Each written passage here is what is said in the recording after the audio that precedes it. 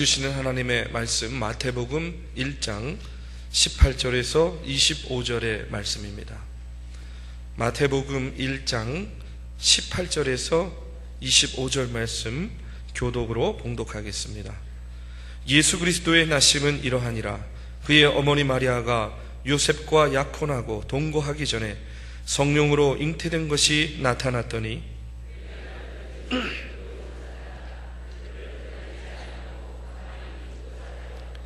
이 일을 생각할 때에 주의 사자가 현명하여 이르되 다윗의 자손 요셉아 내 아내 마리아 데려오기를 무서워하지 말라. 그에게 잉태된 자는 성령으로 된 것이라.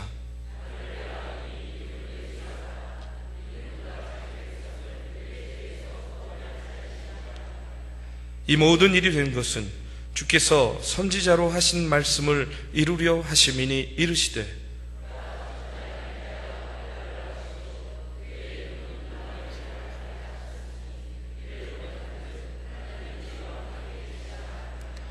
요셉이 잠에서 깨어 일어나 주의 사자의 분부대로 행하여 그의 아내를 데려왔으나 아들을 낳기까지 동침하지 아니하더니 나음의 이름을 예수라 하니라.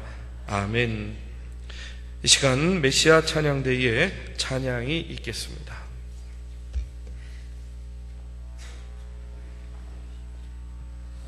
네, 우리 메시아 찬양대에 찬양 감사를 드립니다. 우리 강림절 절기를 맞이했습니다. 이 땅에 평화의 왕으로 오신 예수 그리스도를 소망하고 대망하면서 우리가 이제 강림절 절기를 지내게 되는데요. 우리 메시아 찬양대가 그 첫 단추를, 첫 문을 너무나도 아름답게 열어주신 것 같습니다. 우리 하나님께 또 메시아 찬양대를 격려하면서 영광의 박수 돌리겠습니다.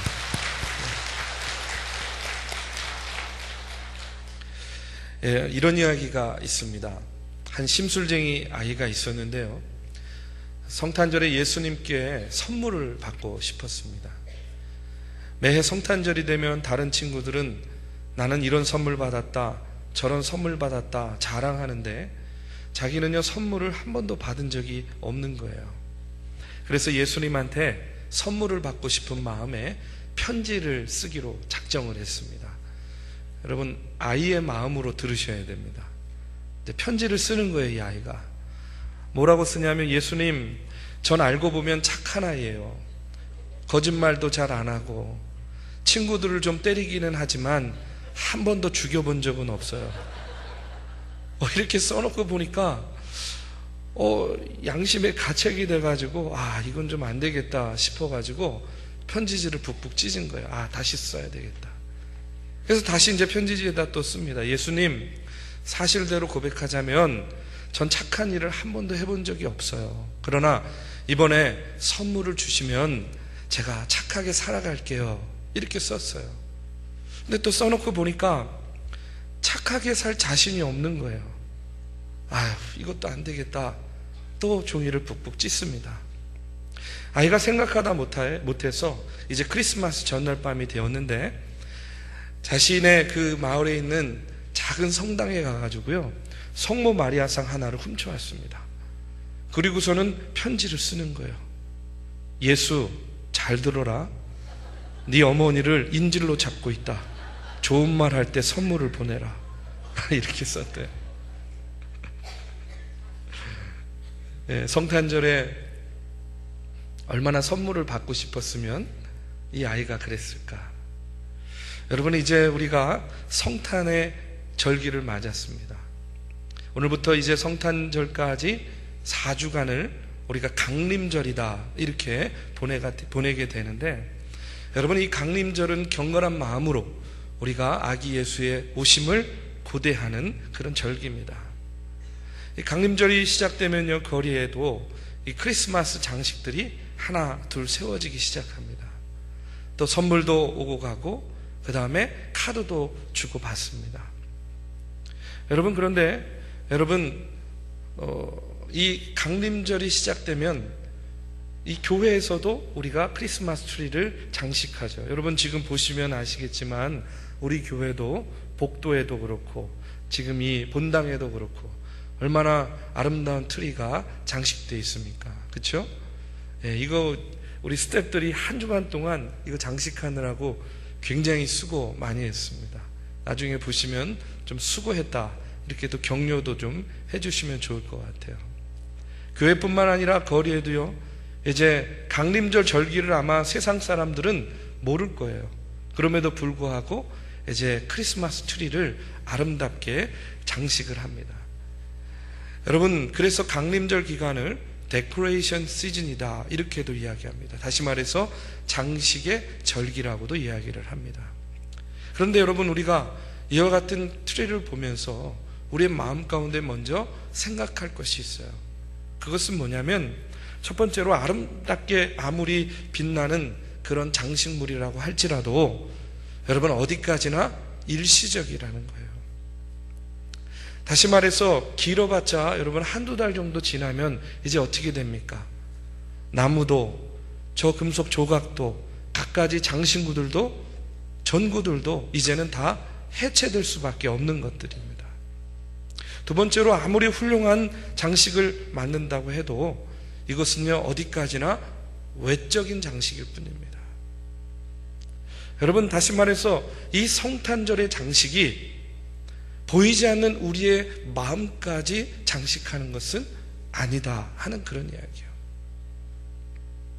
여러분, 오늘 우리가 거리에 넘쳐나는 장식물들을 보고 또 우리 교회에 아름답게 세워진 이 크리스마스 트리 장식물들을 보면서 여러분, 우리가 다시 한번 우리들의 모습을 점검해야 될 줄로 믿습니다. 강림절 기간 동안 예수님의 탄생을 기다리면서 아름답게 장식하는 것 참 귀하고 좋은 일입니다. 그런데 중요한 것은 뭐냐면, 우리의 장식이 우리의 마음과 우리의 경건을 표현하는 그런 장식이 되어야 된다는 이야기예요. 그렇기 때문에 우리의 외부를 장식하는 것도 중요하지만 무엇보다 우리의 마음을 아름답게 장식하는 것이 더욱더 중요하다 하는 사실을 여러분 기억하시기 바랍니다. 여러분, 마음을 장식해야 돼요. 예수님이 이 땅에 오신 성탄의 의미를요 깊이 되새기면서 먼저 우리의 마음을 아름답고 빛나게 장식해야 될 줄로 믿습니다. 그러면 어떻게 우리의 마음을 장식해야 되는가? 저는요, 강림절을 맞이해서 앞으로 4주 동안 강림절 절기 설교를 이제 하려고 합니다. 여러분, 목회자에게 절기 설교는 대단히 부담스러운 일입니다. 왜냐하면요, 너무나 여러분이 잘 아는 말씀이에요. 그 말씀이 그 말씀이에요.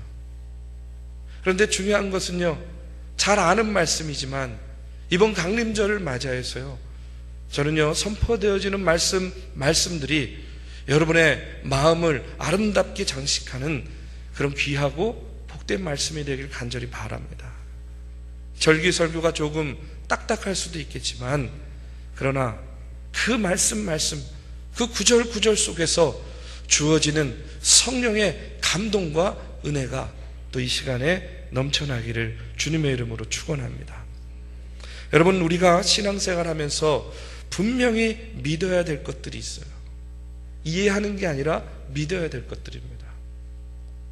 여러분, 그것을 우리가 믿는 믿음 안에서 뭐라고 이야기하냐면 교리라고 이야기해요. 교리. 기독교의 교리. 벌써 교리 이렇게 나오면 좀 딱딱하잖아요.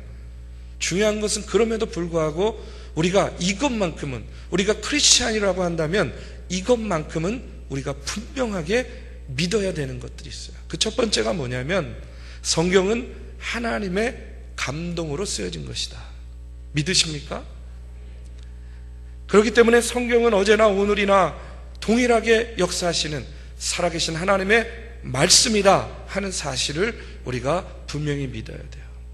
두 번째로 뭘 믿어야 되냐면, 예수님은 신성과 인성을 다 가지고 계신 분이시다. 여러분, 믿으십니까? 뭐 그냥 50% 정도 사람이고 50% 정도 뭐 신인, 뭐 이게 아니라 우리 예수님은 100% 인간으로 오셨고 또 지금은 하늘 보좌 우편에서 100% 하나님의 아들로서 성자 하나님으로서 지금 하나님 나라에 계시다 하는 것을 우리가 믿어야 돼요. 근데 우리가 이것을 다 믿고 있어요. 우리가 믿음으로 이미 고백하고 있습니다. 그것을 어떻게 할 수 있냐면 우리가 기도를 하거나 예수님에 대해서 이야기할 때 뭐라고 고백합니까? 예수 그리스도의 이름으로 기도합니다. 이렇게 기도하죠. 예수의 이름으로, 이것은 예수님의 인성을 내가 믿습니다. 이런 고백이에요. 그리스도라는 고백은 예수님께서 구주가 되셔서 나를 구원하여 주시는 구주심을 내가 믿습니다 하는 그런 고백이에요. 그렇기 때문에 예수 그리스도의 이름으로 기도합니다 하는 그런 고백 속에는 내가 예수님의 인성과 신성을 다 믿습니다 하는 그런 고백이 이미 들어있는 겁니다. 여러분들 혹 가정에서 자녀들을 양육하고 신앙적으로 교육을 시킬 때에 꼭 이 사실을 알려주세요. 그래서 기도를 마칠 때에는 예수님의 이름으로 기도합니다, 그리스도의 이름으로 기도합니다, 틀린 건 아니에요. 그러나 예수 그리스도의 이름으로 기도합니다, 내가 예수님의 인성과 신성을 다 믿습니다 하는 것을 나도 믿고 또 자라나는 세대들에게도 분명하게 가르쳐 주어야 됩니다. 세 번째로 우리가 반드시 믿어야 되는 것이 있어요. 그것은 뭐냐면 십자가 사건. 이 십자가 사건은요, 단순히 희생의 사건이 아니라 속죄의 사건이다 하는 사실을 우리가 믿어야 돼요. 예수님께서 십자가에 달려 죽으심으로 말미암아 우리를 구원하여 주셨다, 우리를 영생의 삶으로 인도해 주셨다. 바로 십자가의 사건은 대속의 사건이다 하는 사실을 우리가 분명히 믿어야 됩니다. 네 번째는 뭘 믿어야 되냐면 육체의 부활을 믿는 거예요. 여러분, 육체로 부활하신 예수님께서 이제 천군 천사 나팔 소리로 이 땅에 다시 재림하실 때에 우리 성도들 또한 육체로 부활한다 하는 것을 우리가 믿어야 된다는 거예요. 다섯 번째로는 뭘 믿어야 되냐면 재림을 믿어야 됩니다. 여러분, 예수님께서 재림하실 줄로 여러분 믿으십니까? 다시 오실 주님을 기다리고 계십니까? 우리가 이것을 믿어야 돼요. 한때 시한부 종말론자들은요, 이 재림을 가지고 사회를 어지럽힌 적이 있어요. 그렇죠? 지금도 아마 매년 그치지 않고 예수님이 언제 오신다 이러면서 사람들을 어지럽고 혼란시키게 만들어요. 그런데 여러분, 저는요, 이 시한부 종말론자들도 문제지만 더 큰 문제가 있다고 생각해요. 그것은 뭐냐면 무종말론자들, 없을 무자, 무종말론. 마치 이 세상에는요, 예수님의 재림, 종말 이런 것들은 없는 것처럼 이 땅에서 자기의 주어진 것, 자기가 누릴 수 있는 것 평생 누릴 것처럼 하나님을 의식하지 않고 살아가는 무종말론자들. 여러분, 이것도 참 큰 문제입니다. 여러분, 우리가 분명히 믿어야 될 것은 예수님께서는요, 우리가 정한 때에, 우리가 정한 방법으로, 우리가 정한 곳에 오시는 분이 아니라는 거예요. 예수님께서는 당신이 정하신 때에, 당신이 정한 방법으로 이 땅에 재림할 것이다 하는 사실을 우리가 분명히 믿어야 됩니다. 마지막으로 우리가 또 믿어야 될 것이 있어요. 그것이 무엇이냐면 동정녀 탄생입니다. 동정녀 탄생. 여러분, 오늘 본문 말씀에 보면 이 동정녀 탄생에 대해서 확실하게 성경은 분명히 증거하고 있습니다. 뭐라고 이야기합니까? 보라, 처녀가 잉태하여 아들을 낳을 것이요 그의 이름은 임마누엘이라 하리라 하셨으니 이를 번역한즉 하나님이 우리와 함께 계시다 함이라. 여러분, 믿으십니까? 요즘 많은 자라나는 세대들, 그리고 어른들조차도요, 이 동정녀 탄생에 대해서 의구심을 가진 그런 분들이 많이 있습니다. 에이, 어떻게 처녀가 아이를 낳아? 여러분, 제가 한번 물을게요. 처녀가 아이를 낳을 수 있습니까?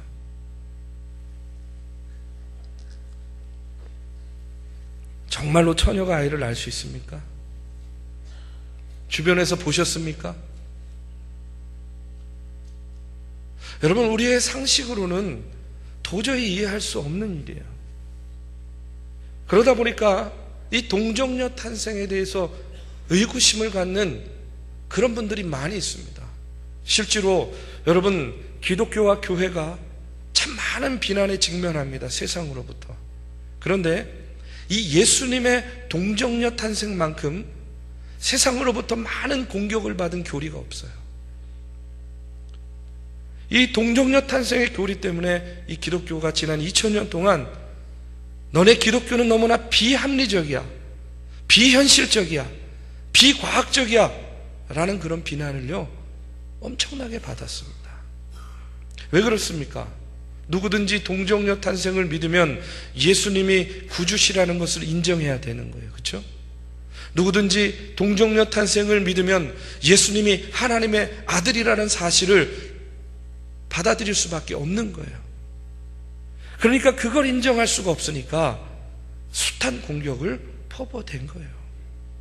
그런데 여러분, 성경은 분명하게 우리에게 이야기해 줍니다. 성령으로 잉태되어서 동정녀에게 나시니라. 누가요? 예수님이. 예수가. 그런데 여러분, 동정녀 탄생은요 예수님이 이 땅에 오시는 가장 적합한 방법이었어요. 어떤 사람들은 예수님의 탄생을요 생물학적으로 이것을 이렇게 한번 연구를 하고 증명하려고 하는 경우를 보게 돼요. 그런데 이런 노력을 통해서 만약에 결혼 관계가 없어도 자손이 태어날 수 있다 하는 것이 과학적으로 증명됐기 때문에 내가 동정녀 탄생을 믿는다, 그러면요 그냥 그것은 믿는 것이 아니에요. 그냥 그렇구나, 아 이럴 수도 있구나 알면 되는 거예요. 이해하면 되는 거예요. 증명이 됐기 때문에. 그런데 여러분, 예수님의 동정녀 탄생은 증명의 대상이 아니에요. 여러분, 이것은 믿음의 대상입니다. 이것을 어떻게 증명할 수 있겠습니까? 여러분, 이것은요 믿어야 되는 거예요. 왜 예수님께서 그러면 이 동정녀의 몸을 빌어서 이 땅에 오셨는가? 여러분, 그것은 우리의 죄의 문제와 관련이 있습니다. 여러분, 예수님께서 이 땅에 오신 목적이 무엇입니까? 우리의 죄를 사하여 주시기 위해서. 여러분 믿으십니까? 예수님이 이 땅에 오신 이유는 다른 게 아니에요. 죄로 인해서 죽을 수밖에 없는 우리의 죄를 사하여 주시고 우리를 구원해 주시고 우리를 영생에 이르게 하기 위해서 예수님이 이 땅에 오신 거예요. 그런데 여러분 한번 생각해 보십시오. 우리의 죄를 사하여 주셔야 되는데 당신에게 만약에 죄가 있다면 여러분은 어떻게 되겠습니까? 나의 죄를 사하여 줘야 되는데 그 사해 줄 사람에게 죄가 있다면 우리가 뭐라 그러겠어요? 아이고 예수님, 당신 죄의 문제부터 좀 해결하고 오십시오. 여러분 그렇게 이야기하지 않겠어요? 아니 어떻게 당신도 죄인이면서 내 죄를 사해 주신다고 그러십니까? 당신 문제부터 좀 해결하시고 오세요. 여러분 이러지 않겠냐는 거예요. 그런데 여러분 한번 생각해 보십시오. 우리가 알다시피 우리 인간은 누구나 태어날 때부터 뭘 가지고 있어요? 원죄를 갖고 있습니다. 원죄.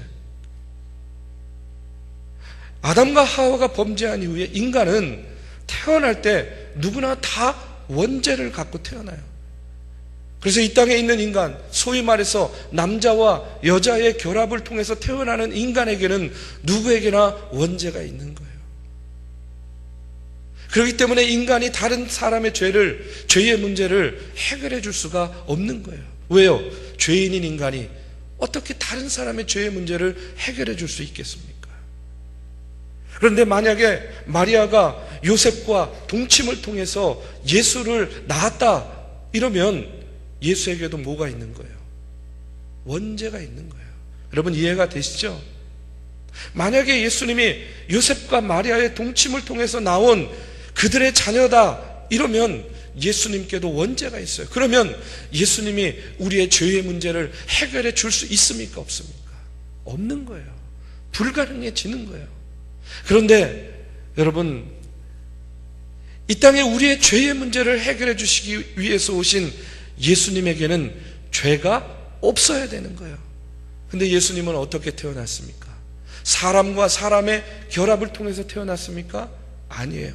성령께서 마리아의 태를 빌어서 사람과 사람의 결합이 아니라 성령의 그 능력으로, 역사로 예수님께서 마리아의 태를 빌어서 이 땅에 태어나신 거예요. 다시 말해서 남자와 여자의 결합이 아닌 성령께서 임택케 하셨다는 그런 이야기입니다. 그렇기 때문에 예수님에게는요, 뭐가 없습니까? 이 땅에 있는 사람 누구에게나 있는 원죄가 없는 거예요. 히브리서 4장 15절의 말씀에 보면 이렇게 증거하고 있습니다. 우리 한번 같이 읽어보겠습니다. 우리에게 있는 대제사장은 우리의 연약함을 동정하지 못하실 이가 아니요 모든 일에 우리와 똑같이 시험을 받으신 이로되 죄는 없으시니라. 인간으로 오셨기 때문에 시험을 당합니까? 안 당합니까? 광야에서 40일 금식했을 때에 사단의 시험 당했습니까? 안 당했습니까? 당했어요. 제자들과 함께 다니면서 피곤하면 주무셨습니까? 안 주무셨습니까? 주무셨습니다.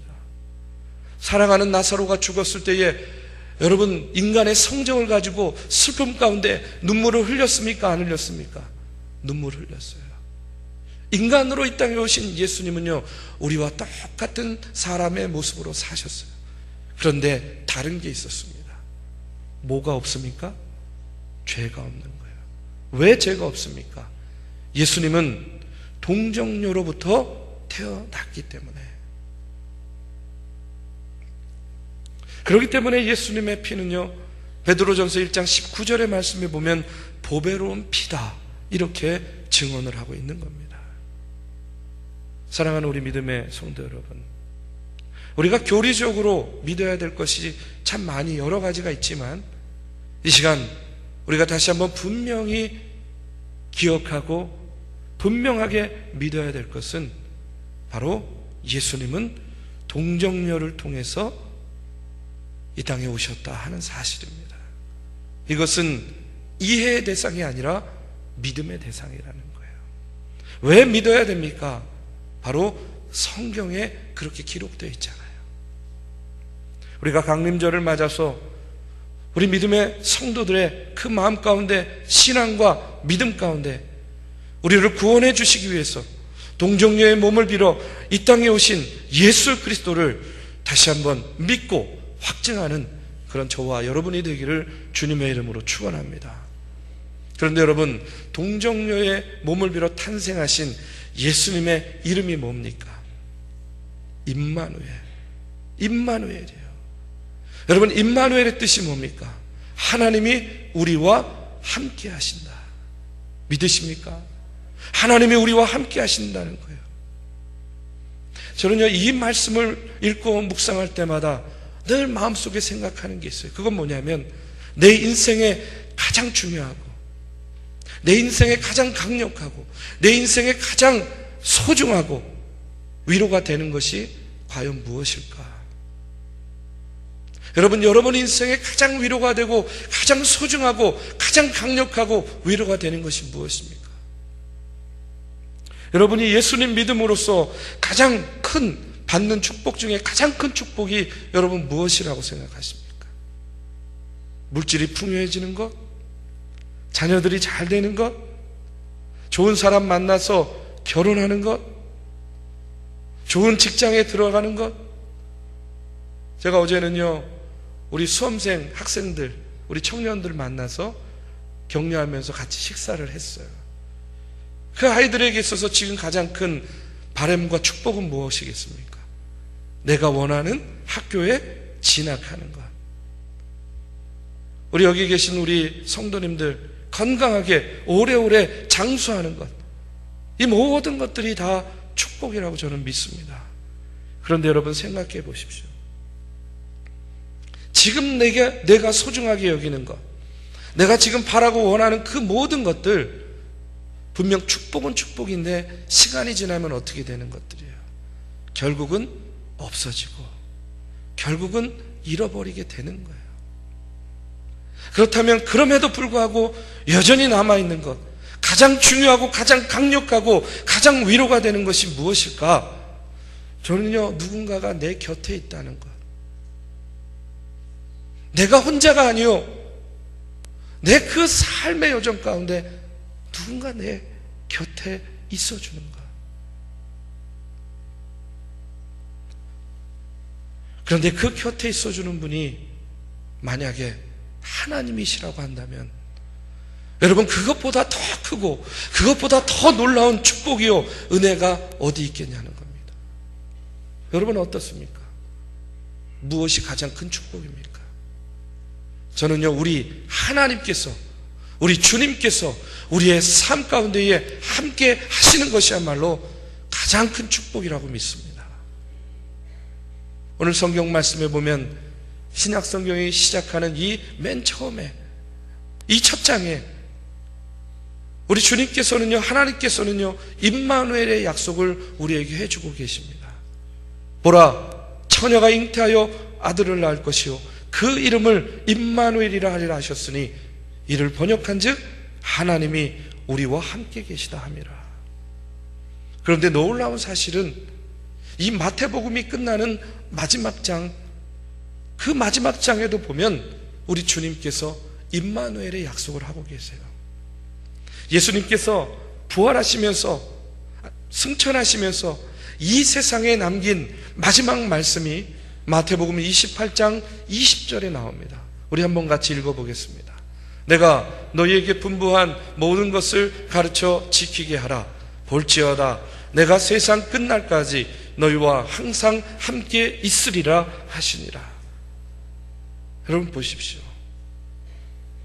복음서가 시작되는 그 첫 장에서 임마누엘의 하나님, 이 임마누엘의 약속으로 하나님의 말씀이 시작되었어요. 근데 예수님께서 승천하시면서 이 땅에 마지막으로 남긴 그 말씀이 뭡니까? 내가 세상 끝날까지 너희와 항상 함께 있으리라. 그런데요, 이 성경의 마지막 장 요한계시록에 보면 또 이런 말씀이 나옵니다. 요한계시록 22장 20절 21절, 이 성경이 끝나는 마지막 장에도요, 이것들을 증언하신 이가 이르시되 내가 진실로 속히 오리라 하시거늘 아멘. 주 예수여 오시옵소서. 주 예수의 은혜가 모든 자들에게 있을지어다. 아멘. 이렇게 나와요. 여러분, 주님께서는 이제 성경의 마지막 장에서 마지막으로 들려주시는 말씀이 무엇입니까? 이 땅에 다시 오신다는 거예요. 이 땅에 다시 오셔서 영원히 우리와 함께 하신다 하는 그 약속의 말씀을 오늘 우리에게 들려주고 계십니다. 이 말씀을 들은 사람들은 또 어떻게 응답합니까? 아멘. 주 예수여 오시옵소서. 주님과 함께 영원토록 함께 있고 싶습니다. 이렇게 고백하는 겁니다. 여러분, 거듭 말씀드리지만 우리가 이 세상에서 얻은 가장 큰 축복은 무엇이냐? 주님이 우리와 영원토록 함께 하신다는 그 약속인 줄로 믿습니다. 우리와 함께 하시는 임마누엘의 그 주님, 임마누엘의 하나님은 우리의 인생의 모든 여정 가운데 함께하고 계세요. 우리가 태어나서 하나님 앞에 서는 그 모든 시간의 여정 속에서 임마누엘의 하나님이 함께 하십니다. 우리가 기쁜 일이나 복된 일을 만날 때에도 임마누엘의 하나님이 함께 즐거워하시고, 우리가 고난과 아픔을 당하고 온갖 문제에 시달리며 우리가 상처받을 때에도 우리를 고아와 같이 혼자 내버려 두지 아니하시고 우리의 삶 가운데 찾아오셔서 개입하시고 우리와 동행해 주시는 임마누엘의 하나님이신 줄로 믿습니다. 어떤 선교사님이요, 자신의 임지에서 한 아이에게 이렇게 물었습니다. 너는 하나님이 어디에 계신지 알고 있니? 하고 이렇게 물었대요. 그랬더니 이 아이가 선교사님한테 다시 이렇게 반문하더래요. 선교사님, 하나님이 계시지 않는 곳이 어딘지 알고 계세요?